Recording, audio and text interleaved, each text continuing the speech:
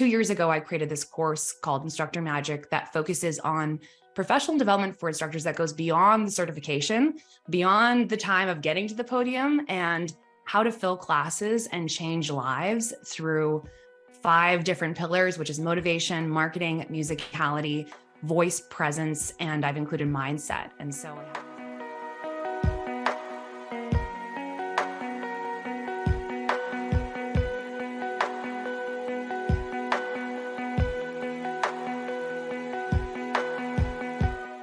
Hey there, everyone. Thanks for joining me for another episode here at Female Empowered Podcast. I'm your host, Krista Gurka, and today we have another guest episode. I am really excited that we've gotten back to more guest episodes now in 2023 because I had kind of taken a little bit of a hiatus from them just because I had batched a bunch of content. And so I'm really excited to have other powerful women on share the podcast with me. So today we have Hannah Rose Pratt, who's the founder of Instructor Magic and also the director of marketing for Wheelhouse Cycle Club. We met really kind of like on Instagram, I guess. Mostly we've been in similar mastermind groups together. And I think, I have to eat my words sometimes because I always tell my kids that can't possibly be, you met them online. They're not even a real person. That's not true. They can't be your friend. And then now I'm like, my kids are like, well, if you've never met them, Mom, how do you know? So anyways, that's like a little tangent, but Hannah, why don't you introduce yourselves to the audience? Let them know who you are and what it is that you do. Sure. So I'm super excited to be here. For the record, I'm a big fan of your podcast, as I was showing with you earlier. And I'm the founder of Instructor Magic and Podium Prep. Those are courses for instructors and coaches, mostly in the rhythm indoor cycling space. So the kind of indoor cycling that has choreography and, the soul cycle visual that you're thinking of. I've been a spin instructor for 5 years, but my career has been in marketing and communications. And for a time, I was actually a club DJ as well. So this is all going to come together as I tell you now more about Instructor Magic. And I started my full-time career actually as a membership consultant. So I was a person at a gym who was selling gym memberships, who was taking clients through tours. And I never appreciated fully how those skills have now translated to what I do currently as both a spin instructor, director of marketing at Wheelhouse.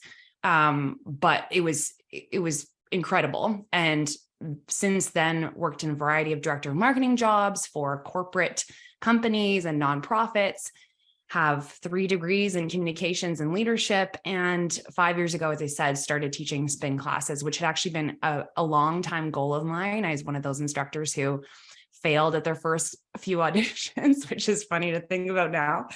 And I share that story because as I started connecting with instructors on Instagram, especially through the pandemic, other instructors started finding me and telling me their stories about how they had tried to audition and were rejected and were trying to figure out if this dream was still something they wanted to pursue. They'd see my reels and my videos about where I was really motivating super heavily in a clip and asking me how I did that. And so 2 years ago, I created this course called Instructor Magic that focuses on professional development for instructors that goes beyond the certification, beyond the time of getting to the podium, and how to fill classes and change lives through 5 different pillars, which is motivation, marketing, musicality, voice presence, and I've included mindset. And so I have these modules that bring in guest experts along with my own curriculum, videos, PDFs. I have voice coaches who come in and help people figure out how to, make the microphone not sound like they're changing their voice or like a completely different person.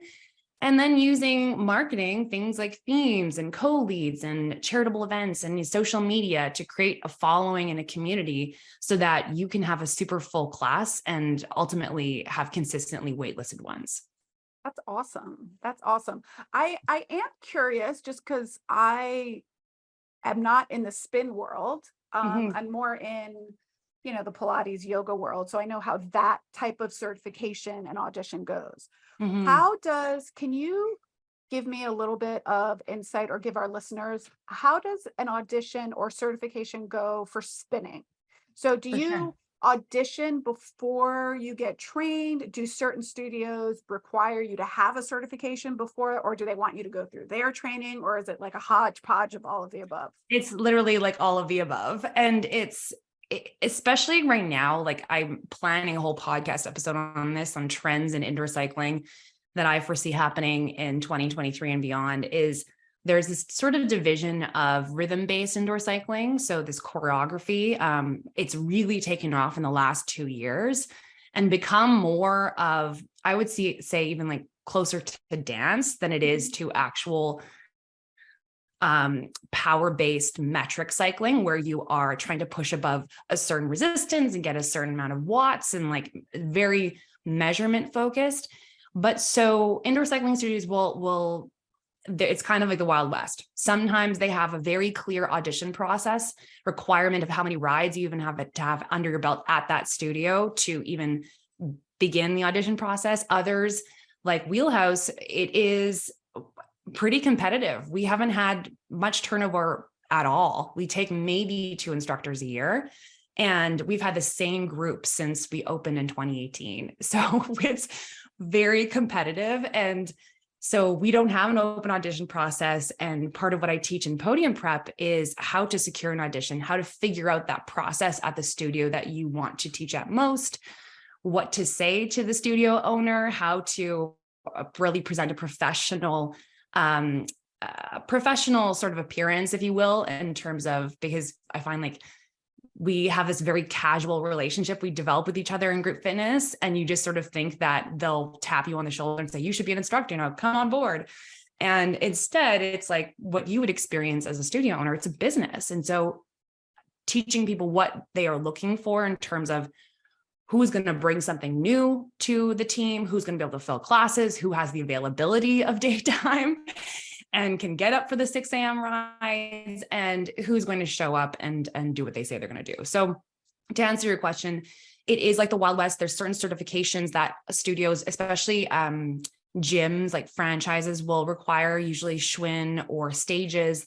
Those are becoming more outdated. And I say this because everybody who takes them comes to then Instructor Magic to learn what they didn't learn in those certifications. And then other studios like Wheelhouse, we have our own training program. Once you audition, then you go through training. And then once you get through training, then you're on the schedule. So how does that, I'm just curious, because from like a Pilates perspective, I audition everybody that applies for my studio. So in other words, the way that, and I highly, highly encourage business owners to do this. So they send me their resume, or we're actively hiring, and we do a phone interview first, or a Zoom interview. Then the next step is audition, right? But I'm not auditioning anybody that has not gone through a certification already, right? So they're either in our own teacher training program, or they have their certification. So I'm curious, like if I wanted to be a spin instructor, how do I audition if I've maybe not necessarily been a spin instructor before? Like how would I learn that if I didn't go through a certification? Yeah, that's why I created Podium Prep. Was because it's like how to select songs, what you're supposed to cue. I mean, part of what indoor cycling studios will be looking for is personality. Yeah. So we were talking earlier about the differences, off camera, off our recording, about the differences between Pilates and spin teaching. And big energy and confidence is something that is harder to teach. And so we want to see a bit of that natural ability to command a space, and they're fun, if they're going to be, how they're going to sound on a microphone. That's really, really important too. And then rhythm and being able to count in 4, 3, 2, 1. And so when some of the auditions, we at Wheelhouse, at least, we share what we're looking for, some parameters, 2 songs around this BPM for each one. We'd like to hear your personality. We'd like to hear you count in. And then the choreography is going to be up to you. And usually those people who are invited to audition will be ones who who definitely are rooted in our community and have sometimes 500 rides under their belt. And so they know, and rarely do we bring somebody else in who's not consistently riding with us. Got it. So that's, yeah. That makes sense. I do think, regardless of what type of modality you're teaching, if you are in front of another person and you are the facilitator, you have to command a room. Now, how we command a room can be different. In some aspects, you do need a rah. That's what they're going for. They're going for the loud, let's pump it up type stuff. In other Mhm. aspects, they might not be, as much rah, but you still have to command the room. You still have to be a force that people will follow what you're Mhm. saying. And I think it's great that you have a program like that that teaches that to people. We just added in our teacher training program 2 modules that are before. So in the kind of like pre-training work, it's called the art of teaching. And one of the Mm. things we talk about is um, we talk a little bit about musicality, but because we don't program, we're not teaching to the beat. We do Mhm. talk about, though, how certain musics can interfere possibly with your teaching. And what Mhm. music are you playing that could maybe not mesh well with the flow that you're teaching, so to speak. But we also Mhm. talk about voice, intonation, Mm. presence, cueing, because that's really important. Where to stand in the room. You guys are on a bike, so you don't have to move, but where you stand that people can see you. How can they hear you? Are you Mhm. speaking too fast? Are you speaking too slow? People, it's very different with a mic.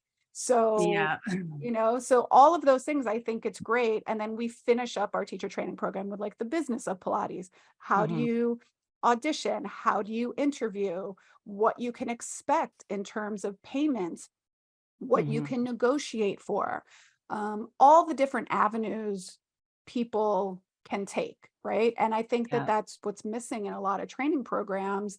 And so it's great that there's that you've fostered this community to be able to enhance what they've already learned, because there's so much more than just what you do on the bike. I mean, not to Mhm. quote um, Lance Armstrong, but it's not about the bike, right? Mhm. Like it's not about the bike. It's about the experience that you're creating for your members, right? Yeah. And so what's one of the things that you see in instructors that can be the most challenging to step up from like a good instructor to a great instructor? Where do you think that there's that kind of discrepancy? Yeah, that is so I agree with everything you said, by the way. I was like, yes, yes, yes. People can see me, but I was nodding enthusiastically. And yeah, so what makes a good instructor great and how people take that leap isn't often just time on the bike. And I think a lot of instructors make the assumption that once they're 6 months in, once they're a year in, they'll just like figure it out. Sometimes that's true, but I've had more than 240 instructors in my course since I launched it, and from around the world. And I keep hearing the same things of feeling anxious. My numbers are unpredictable. My studio's not marketing me. There's all these things that are like the symptoms of what this greater issue is, which I find is instructors focus really heavily on the technical stuff. And that's great. We need to know how to coach effectively, what words to use, the cueing, music. I just had a post about people spending hours wasting time on their playlist and I focusing saw on that. that. I was Yeah. like, yes, yes, It's yes. like, You're it's not the focusing on the playlist. wrong thing. It's not about the Right. playlist. Exactly. And they think that having the perfect song, and I did this too. The reason I created this course is because I needed this. And as a DJ, I also felt a lot of pressure. But it's how you make people feel. And so creating connection, really being present in a room, being super confident. I have a module called Mastering Your Domain, which is all about voice presence, energy. And really, from the moment that you walk into the studio, that ride has started. And I'm not saying like into the vault where we have our bikes. I mean, like Oh, when you open the door and mhm. greet people and they're sitting there waiting, like that is their first experience with you. And so being a master level instructor or somebody who is seen as a leader, somebody who attracts and is really magnetic in bringing clients in, is being that person who knows somebody's name, who takes time before and after class to talk and hang out and get to know riders, to send really authentic compliments via social media, or actually taking the time to be like, I loved your energy today. Your eye contact was amazing. After people leave my rides, we're high-fiving, and I will often compliment them, whether I know their names or not, on something they did that's more than just like what they're wearing. And so building that connection is one thing in terms of the things you can do before and after class, but also within that room. Again, instructors will create this plan and they'll be super married to this plan of what they're going to do.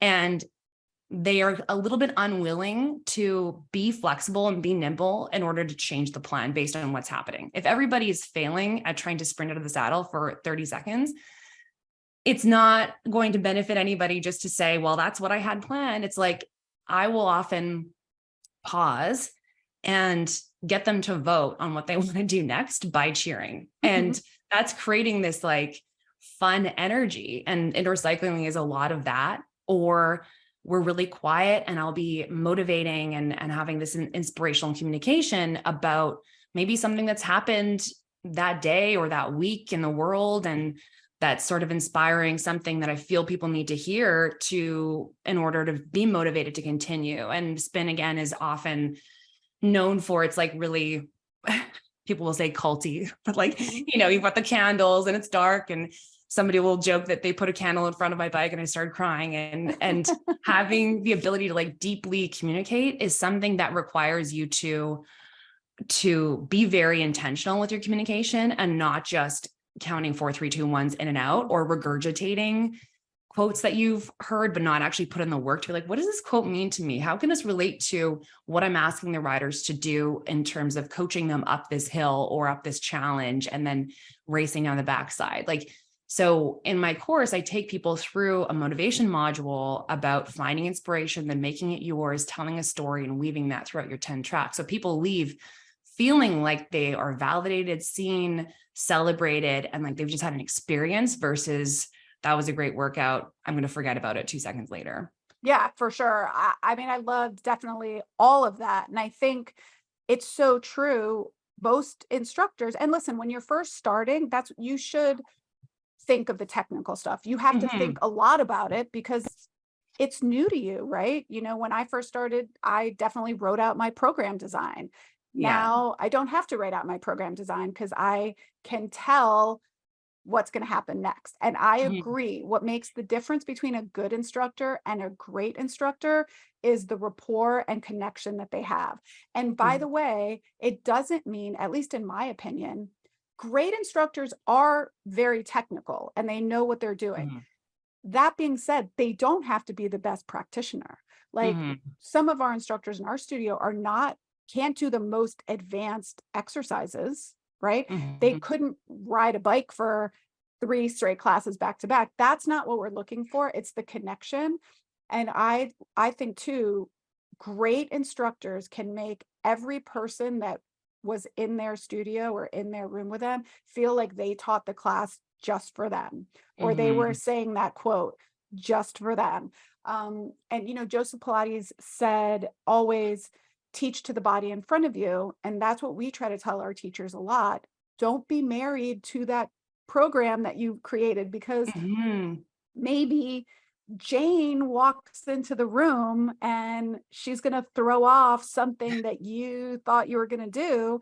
But I'm like, you guys are all amazing instructors. You can figure it out, right? You can figure out, what can I change in this that Jane can do, but every other person in the class can also do and won't even notice that it changed, right? It's like the performer or the dancer or whatever that like their costume falls off and they just keep going. It's kind of the same thing. And it's so much, it's not what we teach, it's how we teach it and how we connect with people, and so much of connection. And so I'm so glad that you teach that in the classes, and definitely in spin and any type that's like to the beat. There's much more prep time involved than we do in Pilates, because we don't have to think of musicality and we're not trying to get someone's, BPMs up to a certain, so we have it much easier. But I still tell my instructors, why are you teaching that? Like, why? Is it because you just saw some of the other instructors teach that exercise? Is it because, I don't even care what your rationale is, but you should have a rationale. You should have a reason why you're saying that quote, like you said. It Mhm. shouldn't just be blind following of other people. It should speak to you in some manner. And if you're like, well, yeah, I'm going to climb out of the saddle today at this time, and this is why. And I know other people do it at this time, but this is why. And as rationale is right, I just want my people to have a reason for why they're doing something. Yeah, I love what you said earlier too about um the great instructors being able to coach to all levels, because certainly like I love Pilates for the and I love reformer work. Like it's hard for me because I like to go fast and they're like slow. And Oh so, yeah, no. but I personally love it. And the being able to offer options is something that is major in spin, because a lot of newer instructors or even just less experienced instructors will get thrown off when they have all of a sudden like 6 new riders come together as a group. And then they have all the veterans who I have a person who's in my front row who's been to every single one of my rides. I'm not joking.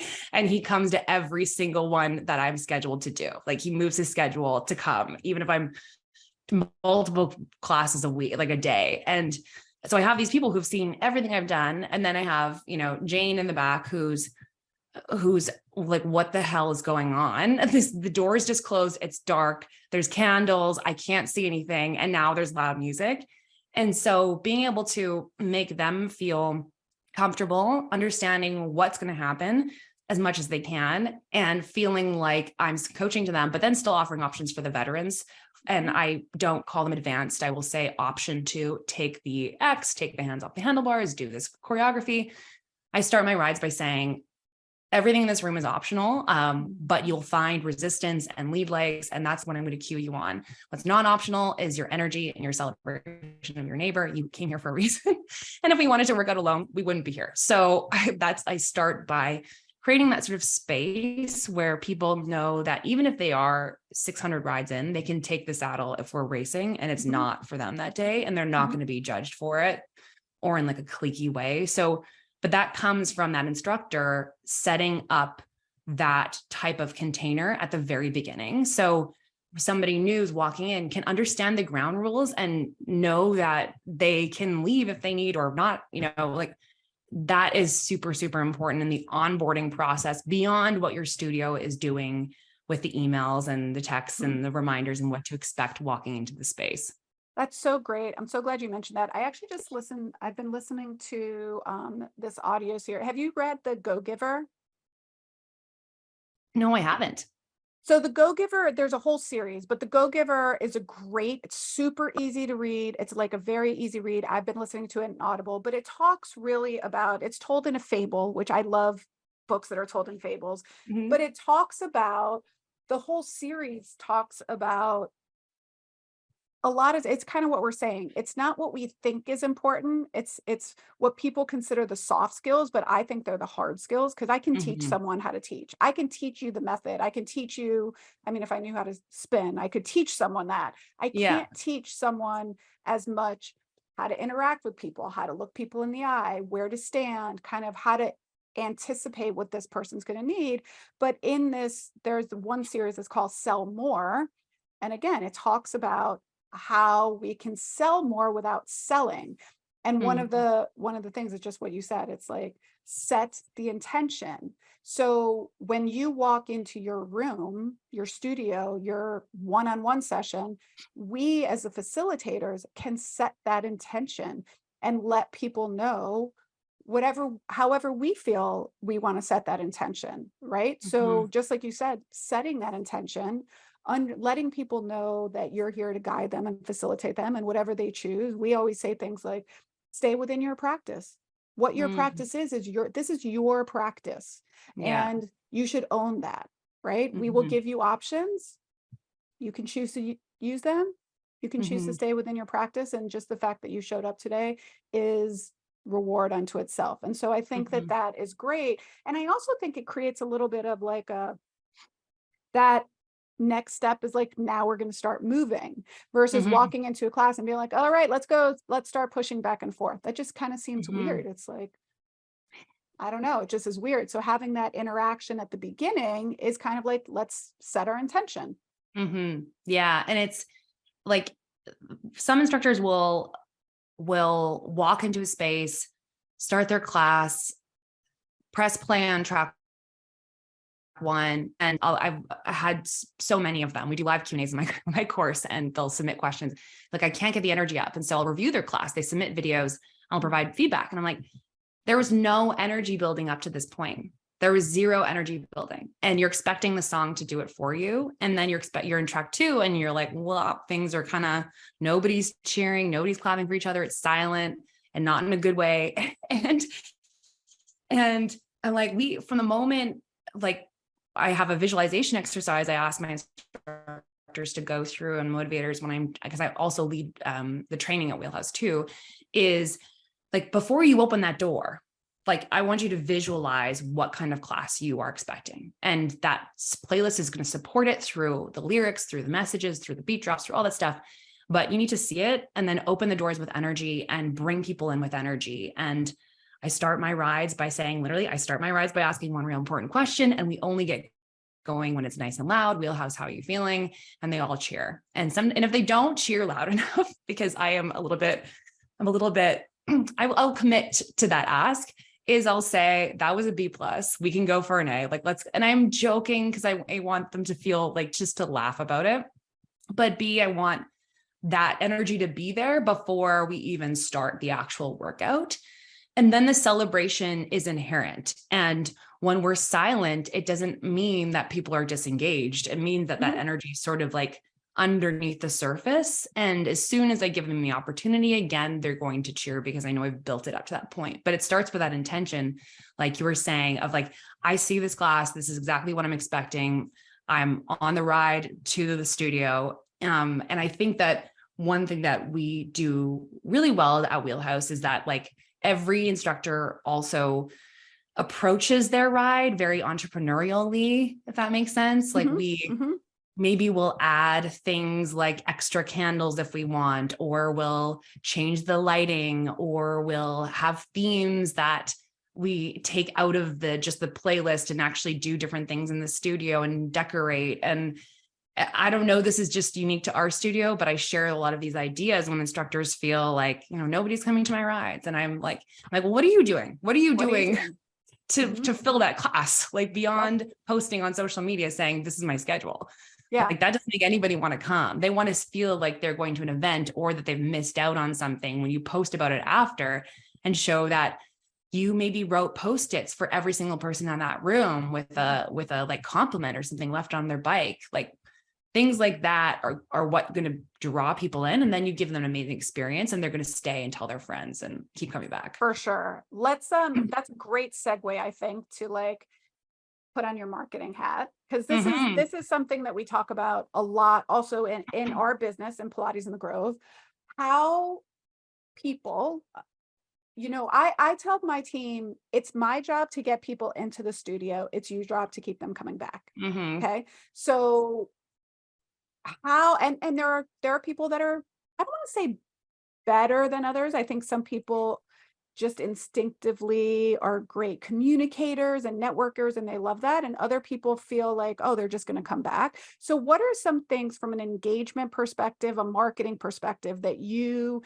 see, one, in your role as director of marketing, and then two, also with your, instructor magic, and things that people can do to keep bringing people back to their classes?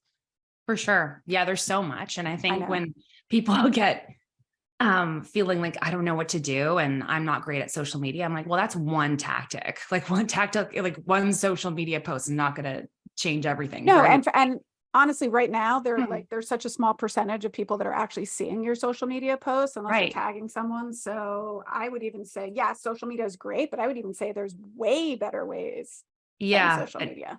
Totally. And a lot of instructors will also wait for the studio to feature them. I'm like, that's not going to do it. That's not going to do much at all.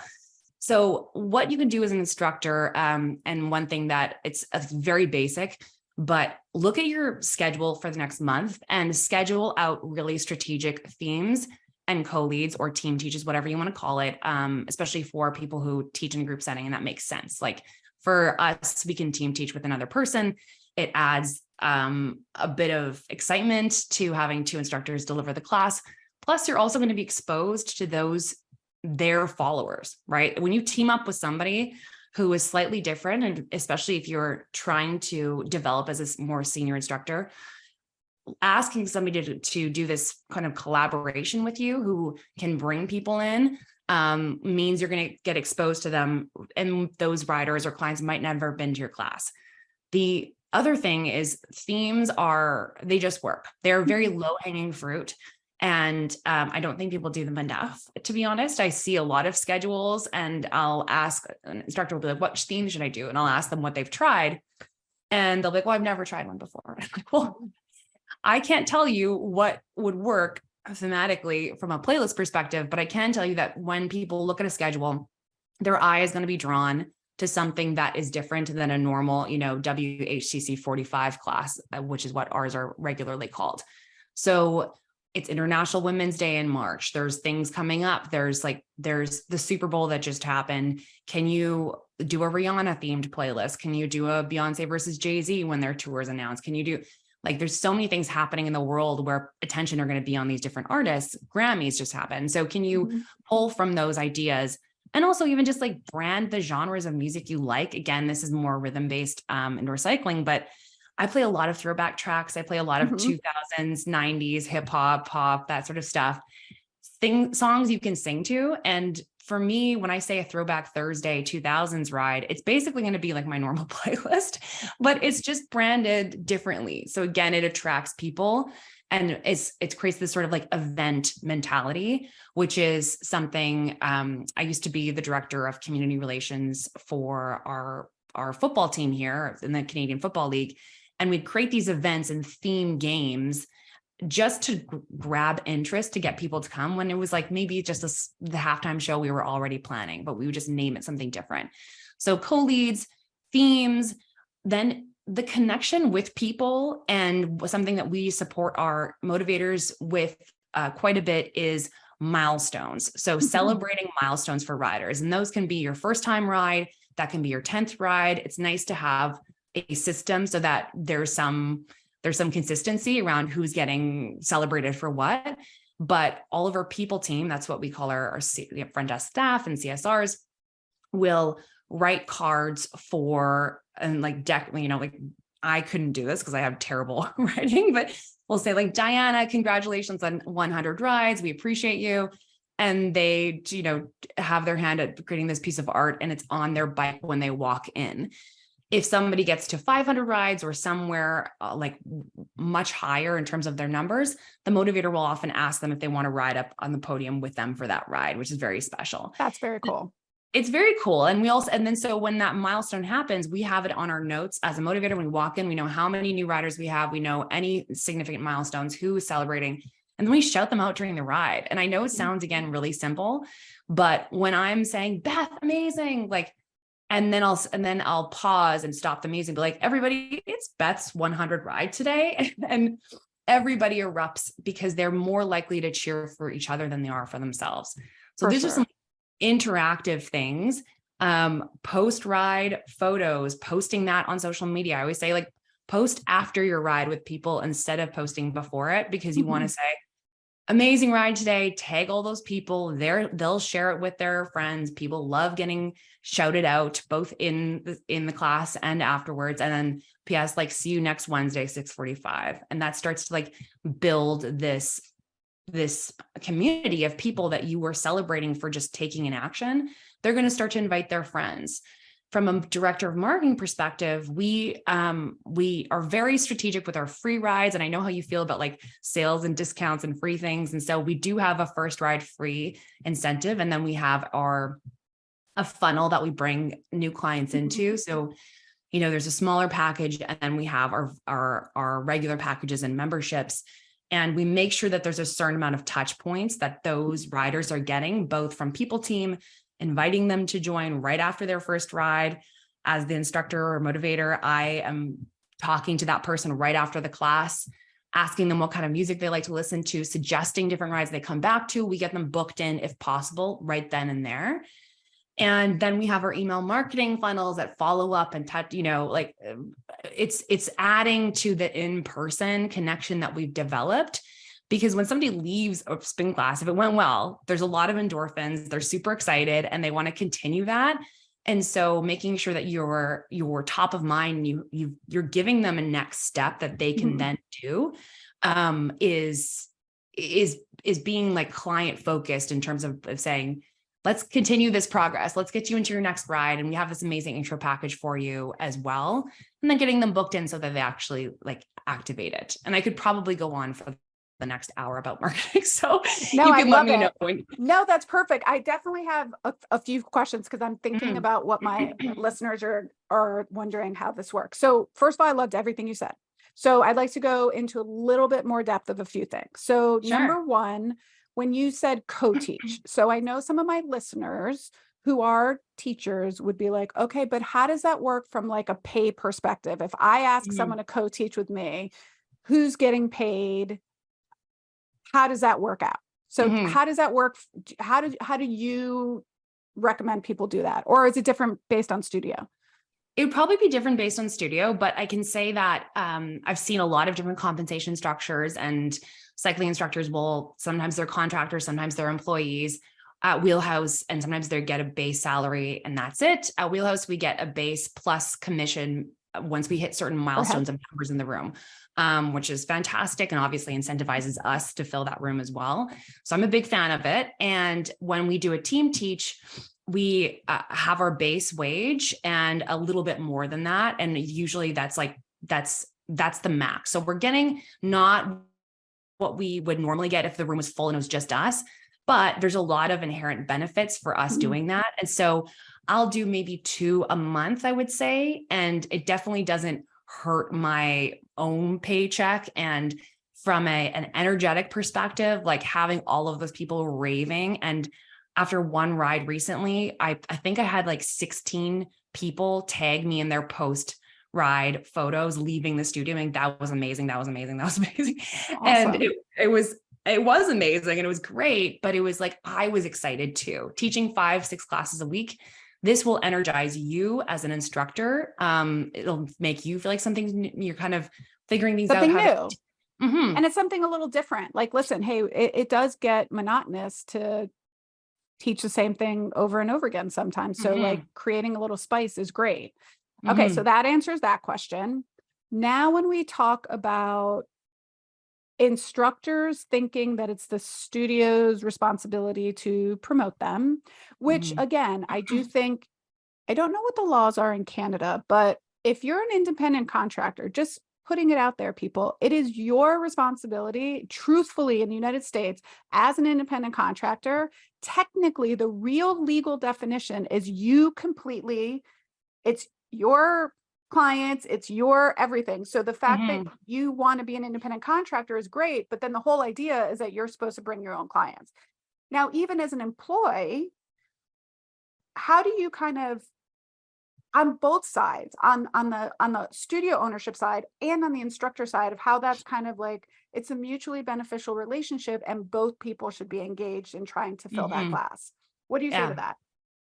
Yeah, absolutely. Because you want your instructors, and again, at Wheelhouse, we're called motivators, so I'm using those interchangeably. I love it. You want your motivators, your most, to be successful. And so when they graduate from training, and I'm just referring to this last training group that we had a year ago, of 2 motivators, we did the sort of offboarding, the graduation runway to them being on the schedule with regular rides of their own, was to do a bunch of co-leads / team teaches with established motivators. So there's but I have to say, like, when you show some behind the scenes of your training, when the studio is like new motivators, and then really make it this like celebration event when those are announced, everybody's going to be very excited. And so you're going to have this wonderful gift of like the new kid at school. It's like, who's that? And like, everybody wants to know them. Everybody wants to get to see what they're about. And so for at least at Wheelhouse, when we've introduced new motivators, we make it really exciting.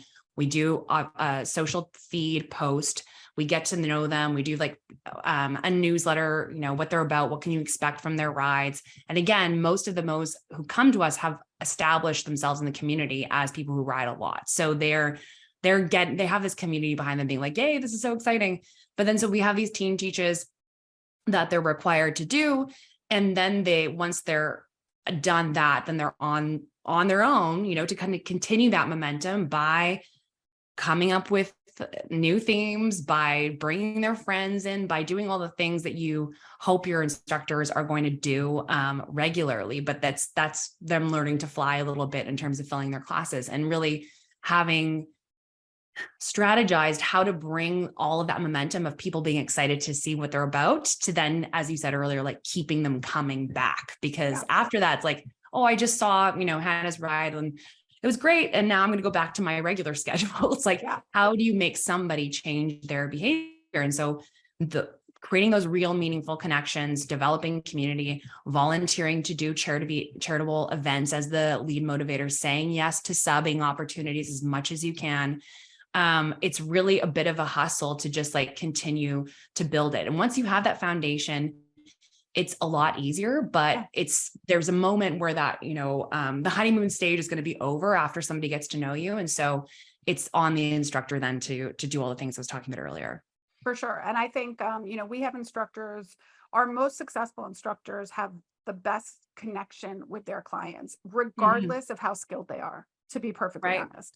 There are people that will reach out when they're subbing and say, hey, I'm taking the 7 p.m. class today. We have 2 spots left. Who wants to come on? Or I do something with my team where if they teach a pop-up class or on a day that we're closed, I give them a 50% revenue share. So if they wanted to teach on Christmas Day when we're closed, you can get 50% of the revenue that comes in. So I have an instructor that she's like, I'll do it. And she fills that class. So she's going to make a great amount. And for me, we would have been closed anyway. So it's great. It's like a win-win-win all the way around. I'd love to get into now a little bit of the nuts and bolts. I loved how you talked about your, your new client free, your first ride free. And how many bikes do you guys have in your studio? We have 37. And so we have two studios. One is in Winnipeg where I am, and one is in Regina, which is a province over from us. And then we have our virtual streaming platform called Wheelhouse Live. So I have like 85 plus rides on there and thousands of other workouts total. That's awesome. So I know, and I am, my whole thing with like the first class free for Pilates studios, it's hard because we have such limited capacity. So if we give someone, most studios have 5, 6, 7 machines. So if you give something away for free, that could be 25% of your revenue. And what if they don't show up? So for spinning studios, yoga studios, where you can kind of always put one more person in, usually they're great. But then I loved how you talked about touch points. So we talk a lot about this in our mentorship programs because it's something you can really focus on, right? Have you figured out the number of touch points needed to convert someone from like a new client to a returning member? Or what's that sweet spot? It's always figuring it out depending on the season too, as you know, better than anybody. January, February, it's like amazing. And when I used to sell gym memberships, January was like raining money. Like it was just really, and I worked on commission, so it was extra great. But so I think this is like originally a Soul Cycle premise. I want to give them credit. And the founders are really interesting people because this indoor cycling didn't really exist before they came on to the scene, and they weren't even instructors, but and their marketing, they've developed a system of 6 touch points. And that's what we try to aspire to. And that seems to really, really work. We have a 3 for $30 class intro pass. And so that is a normal class to just drop in is $20 plus tax. And so the 3 for 30 is a really sweet deal and kind of a no-brainer. And that's what we get people into. And then once they are in the 3 for 30, then they often opt in for a package. And then there's a certain point, the 3-4 months, where we then start to talk to them about memberships, depending on how often they're coming to ride. And so that can be up to unlimited or even 4 rides a month, but they're on a consistent auto renew. And so the 6 touch points is everything from the rider card, from the second ride, the people team coming to talk to them. And so we keep these notes and have them recorded so that we know as a team when somebody has been spoken to and are getting better now at using our platforms to keep that information. And I didn't mention this in my intro, but when I was a marketing director, I also spent time as a fundraising director. And so donor like relationship management is very similar to client relationship management in terms of what is the relationship and who's holding it and how often are we touching base with them to celebrate, to check in. And then we send out regular emails. And so we see how that converts from a first ride free to the 3 for 30. We see that direct conversion rate. And then the weekly campaigns, how that's converting to actually butts and seats. So people on bikes.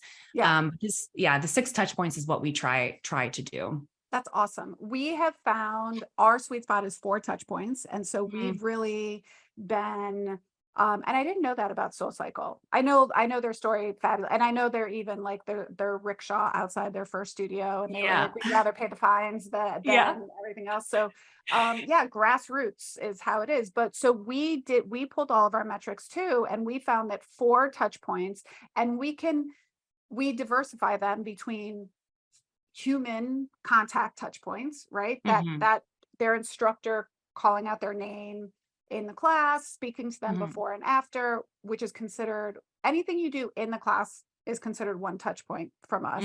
We have our concierge team, client success team. That's another touch point. Then we switch between email and text. We find that text is actually more responsive now than anything else. We'll see how long that lasts, because everyone's getting crazy amount of text now. Phone, by the way, just for us is the worst. So nobody answers their phone. Nobody wants to talk on the phone anymore. So we went to texting.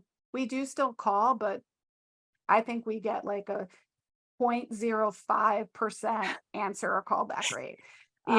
People, it's like if you're calling, you're getting, it's a problem, right? Like now if somebody calls me, I'm like, what's wrong? What's going on? Why are you calling me? I just want to text. So it's great. And by the way, if you're listening to this and you're a business owner and you're like, well, how the hell do I do that? I don't want to say it's easy to find, but it's in the data. It's in the data, right? So if you track your data and you start asking questions and you start implementing this, what's easier about this that I love is that you can focus on the touch points. So just like Hannah was saying, if you keep everything track, you have like who did what, you can focus on, did I get 4 or 6, whatever your number is, did I get 6 touch points? Yes or no. It's very binary. Did Hannah reach, like, we have a thing in our system too that our instructors can message everyone in their class, and they can just say, great class, everyone. I can't wait to see you next Monday at 12. Right. So that's what they do. Did the concierge client success team, did they send out that follow-up email?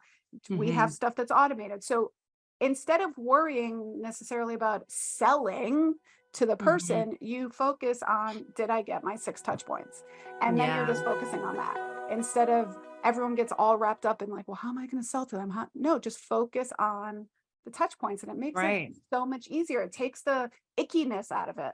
Yeah. And that client or that rider will ask you, like, how do I sign up? Like, where do I, how can I, like, they'll ask you, like, how do I get a membership or a package, or what's the better deal?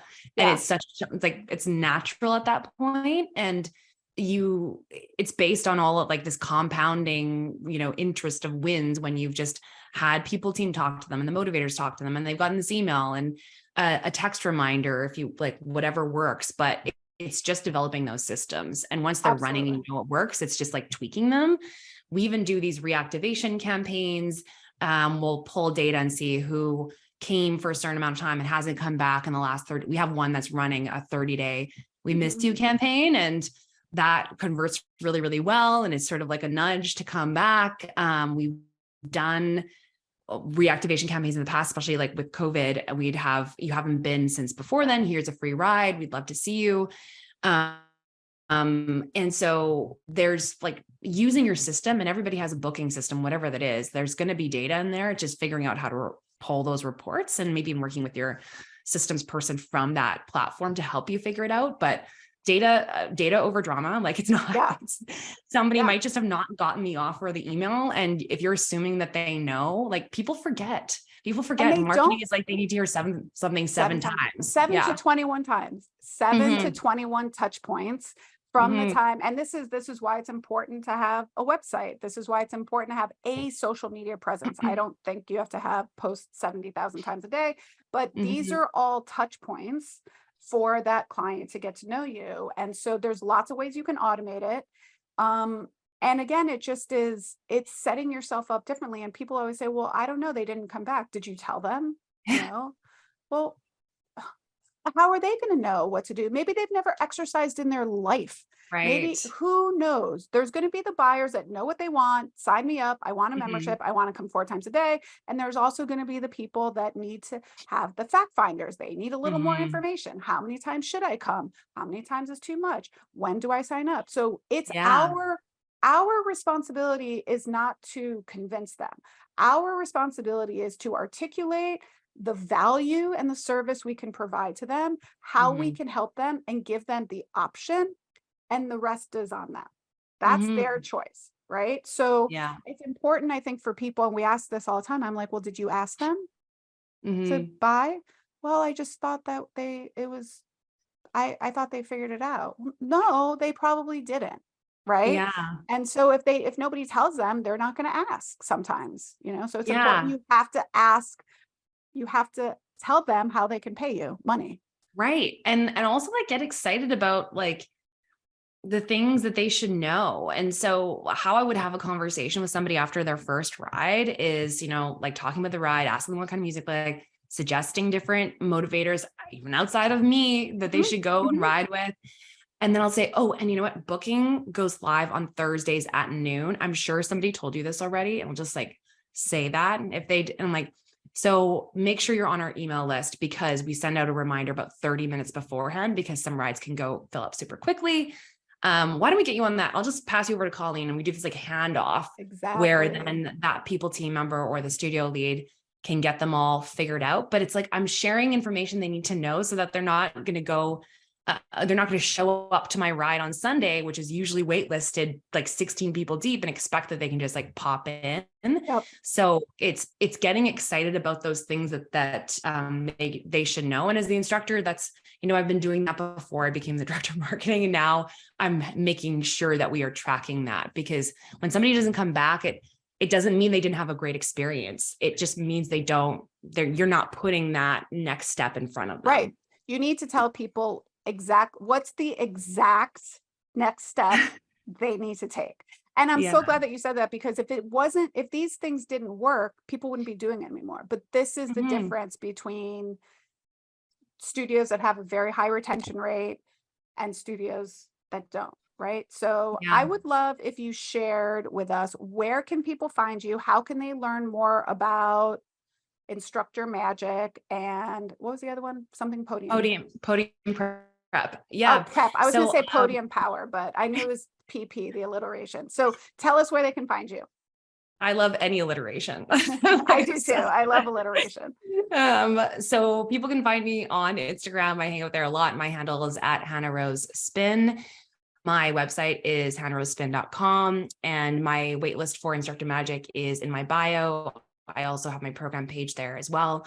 The next cohort is going to be live in the spring, and we run together for 6 weeks so that there's that live Q&A energy. Doors close and they open. I do free webinars, and I also have my podcast, which I know Yep. you're going to be on. Maybe by the time that this episode launches, you'll already have been on it, but it's called Yes, You Can. And you can again find that on my website or on my Instagram as well. Yep. And anywhere you get podcasts. So that is great. Quick question. Is Instructor Magic only for spinning instructors, or it can be for anyone? It can be for anybody. Yeah. So the only module that's really, really indoor like cycling spin instructors related is the choreography. Mhm. So I have a whole choreography vault where how to cue different things, but no, I've had bar instructors, I've had boxing instructors, I've had yoga instructors actually come and who want to, especially with the building community and building a Yeah. following, they find a lot in that module. But no, I welcome anybody Anybody. who's teaching group fitness. Yeah. Yeah. I think it's great. And I think it's important because it just gives you more agency and autonomy over your career. And that's, Mm.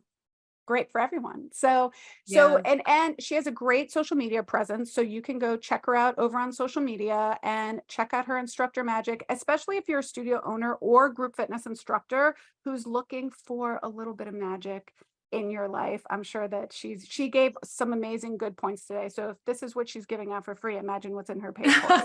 So that is Thank you, exactly what we talk Krista. about. That's exactly what we talk about. So thanks so much, Hannah, for joining. I hope that you will join us again at some point and we'll Love have you to. back. Thanks, Thanks so Krista, much. so much. Thanks, everyone. Bye for now.